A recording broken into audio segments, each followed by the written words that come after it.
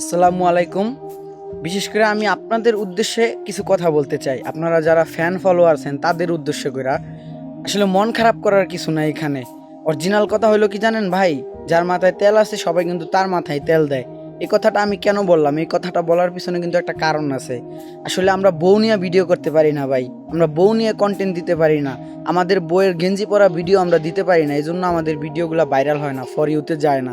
আসলে এটা আমার দোষ। কারণ কি জানেন, আমি বউ নিয়ে কেন অনলাইনে আসি না? আমাদেরও বউ আছে, আমরাও আসলে আসতে পারি, কিন্তু আমাদের সেটা দরকার নাই।